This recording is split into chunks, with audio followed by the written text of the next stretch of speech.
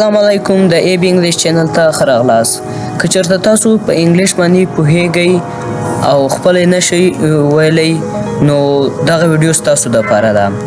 یعنې که دغسې مسټیک وي تاسو سره چې بل یو کس یا بل سپیکر خبرې کوي په انګلیش باندې، تاسو د هغه په خبرو باندې پوهیږئ خو خپله یې نشئ ویلی، یعنې په خپل لغاتو کې نشئ ویلی، نو دا ویډیو ستاسو دپاره ده، ضرور یې وګورئ.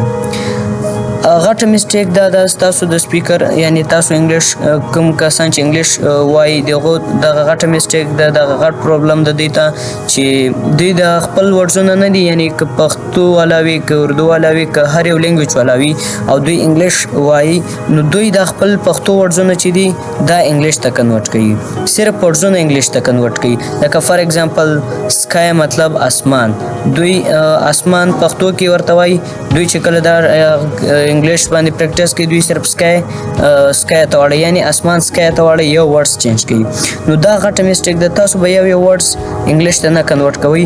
که چېرته تاسو غواړئ چې انګلیش زر نه زر زده کړو او فلوینسي پکې راولو، خپل ورډزو کې فلوینسي راولو، خپل سنټینس یې زر زر ووایو او په صحیح طریقې سره، نو دا ویډیو وګورئ.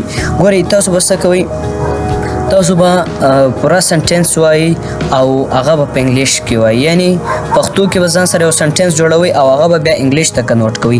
دا رقم به نه وایي لکه فار ایگزامپل واټر، یعنی اوبه، واټر، خوراک، فوډ، دا رقم به نه وایي، بلکې تاسو به څه زده کوئ، تاسو به داسې زده کوئ چې زه اوبو ته ضرورت لرم، I need water، زه اوبو ته ضرورت لرم.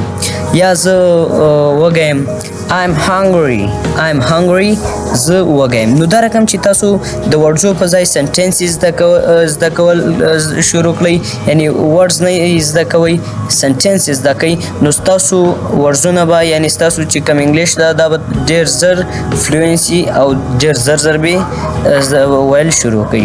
نو کوشش کوئ چې تاسو ورډزونه مه زده کوئ، بلکې ورډزونه ضروري دي چې زده کوئ، خو تاسو چې ځان سره پریکټس کوئ په ورډزو باندې مه کوئ، بلکې په سنټینس باندې کوئ. بل سټیپ دا د تاسو سره چې تاسو ځان سره ډیلی لایف سنټینس یې وایي، پریکټس په بار بار پې کوئ. څنګه؟ لکه فار ایگزامپل I am getting ready، زه تیارېږم، I am getting ready، زه تیارېږم. I am going to work، زه کار ته روان یم، I am going to work، زه کار ته روان یم.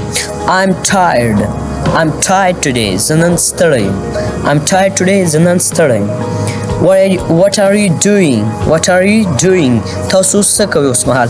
نو دغه رقم سنټینس یې تاسو ځان سره وایئ، ډیلی تاسو ځان سره دغه سنټینس یې تکراروئ، پریکټس پې کوئ دا رقم سنټینسو باندې، نو تاسو به انګلیش فلوینس کې، یعنی زر نه زر به تاسو انګلیش زده کوئ.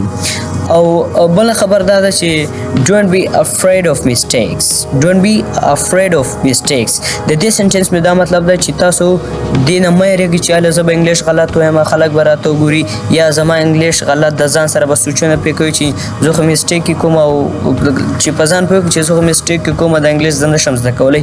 دا خبره بالکل ذهن ته مه راولئ، ځکه انګلیش زده کول یعنی هر کار زده کول د غلطۍ نه زده کېږي. چې کله تاسو غلطي وکئ نو تاسو به څه زده کړئ، چې غلطي نه درنه کېږي تاسو هېڅ هم نشئ زده کولی.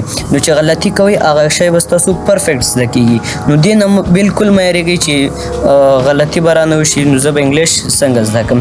تاسو فلوینسي چې دا ستاسو په پریکټس باندې راځي، صحیح ده، چې پریکټس کوئ ستاسو انګلیش به تیزیږي، ستاسو انګلیش مکمل فلوینس کېږي، یعنی ستاسو ورډزونه به ذهن ته راځي، بار بار چې ورډ ذهن کې تکرارېږي نو هغه بیا ښه ټایټ زده کېږي او ستاسو انګلیش به بالکل پرفیکټ وي.